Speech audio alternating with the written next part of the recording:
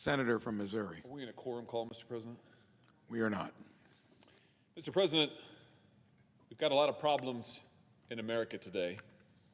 A pandemic, a recession, the surge of violence in our major cities, drowning out a nationwide call for justice and hope.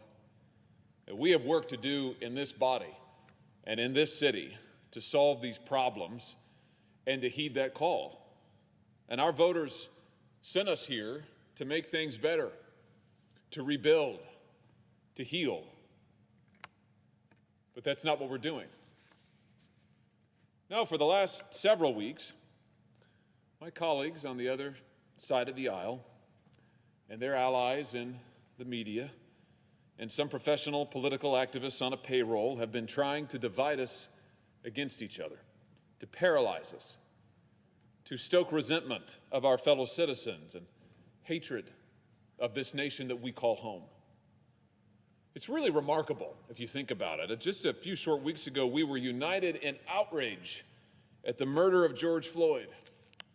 We were united in impatience for justice for his family. And nothing has changed about that. All people of goodwill still want justice to be done. I do. But the call of the marchers has been weaponized by partisans who want nothing more than to say that only some Americans really support equal justice under the law. Only some institutions of government are really committed to that cause. Only one party can be trusted to govern in good faith. Only one political coalition is righteous enough to rule over the other. You don't hear talk of unity watching MSNBC or reading the New York Times these days. Instead, those outlets are drawing up a new list of villains. Not Floyd's killer.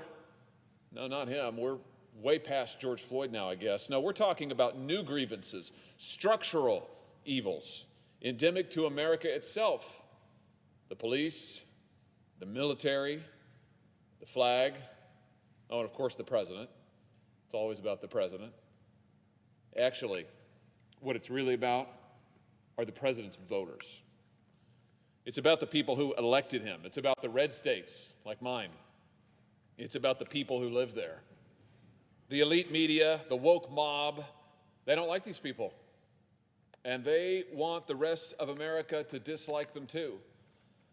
This is why they're telling us that it wasn't a homicidal cop who killed George Floyd. No, his death now is the product of systemic racism, we're told.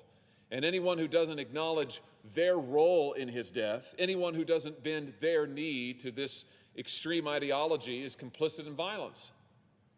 It's not enough, apparently, to bring Derek Chauvin to justice for his crimes. No, now we have to defund all the police.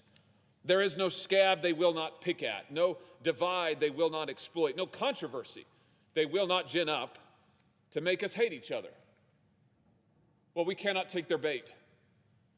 In the last weeks, we've seen a professor put on leave for quoting the words of Martin Luther King Jr. Not woke enough. We've seen the New York Times fire its opinion page editor for daring to publish the words of a Republican senator. He forgot the party line. We've seen a literal insurrection in the streets of Seattle, a breakaway Antifa enclave ruled by a self-described warlord. You cannot make this stuff up. Lauded now, in some quarters at least, as an experiment in post-police governance. And we've had a bill introduced in the House to bring that experiment in chaos to our cities and towns all across the country, and to demonize the fine men and women who put their lives on the line day and night to protect protesters' rights to demand justice. And the madness is accelerating this month, but the radical left has been at this for a while. The New York Times won a Pulitzer Prize for the 1619 Project, a propaganda campaign designed to recast America's founding as an evil event and American democracy as a system of violent racial oppression. It won that prize despite wide criticism by historians who objected to its historical revisionism. And now, with the Pulitzer seal of approval, The Times is developing a 1619 grade school curriculum so that our children will be indoctrinated to hate this country at taxpayer expense. They want to do to our public schools what they've already done to the universities. What does any of this have to do with healing our nation? What does it have to do with bringing about that more perfect union whose achievement is our shared ambition and shared obligation as Americans? The answer is nothing. And that's the point. As has been widely reported, this week one of my Senate colleagues introduced a measure to strip all military installations and bases in this country of reference to Confederate soldiers or Confederate history. And for what purpose? To achieve justice for George Floyd? To bring our nation together? No, I don't think so. The purpose was to erase from history, erase every person and name and event not righteous enough, and to cast those who would object as defenders of the cause of slavery, to reenact in our current politics that civil war that tore brother from brother and divided this nation against itself. You think the way some in the media talk about this country, that they're sad we're still not fighting the Civil War.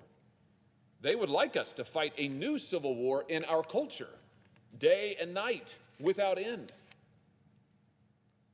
I'd suggest to my colleagues that the Civil War not only gave us villains, it also gave us heroes and a more perfect union to love. Maybe we should learn from those heroes. We should learn from Lincoln, who called our nation to unity at Gettysburg.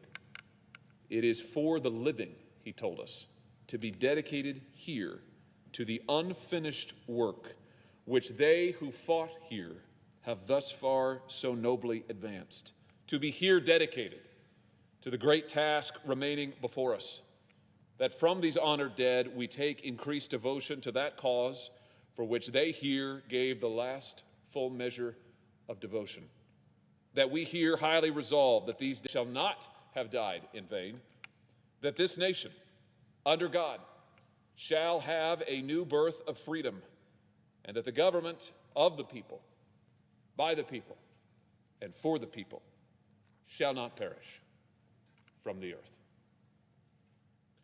If you visit Gettysburg, you'll find monuments to the dead of free states and slave states alike. And you'll see children who are brought there by their parents after long car drives from their homes, drawn in by these old symbols and memorials to the lessons those teach about our nation's new birth of freedom. The Americans who visit these hallowed grounds all across our country want to know why this nation fought a war against itself, why brothers could not live in one flag, under one flag together. And we teach them there, in those places, how we became a better nation through the crucible of that terrible war. And we teach them there to be proud that we did so. That hard-fought pride in the shared struggle that unites us is now fading. That story is being erased. A nation united in the cause of justice is dividing, and we are increasingly at war with ourselves. Mr. President, this cannot continue. This great nation and its good people cannot continue our life of freedom together if we vilify and destroy each other from within.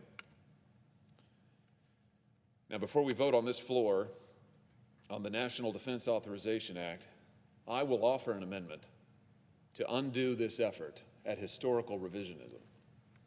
I will offer it not to celebrate the cause of the Confederacy, but to embrace the cause of union, our union, shared together as Americans. It is time for our leaders to stop using their position here to divide us. Let us work together instead to build on the history and the responsibility that we share as Americans to continue that unfinished work of this nation that we call home. Thank you, Mr. President. I yield the floor.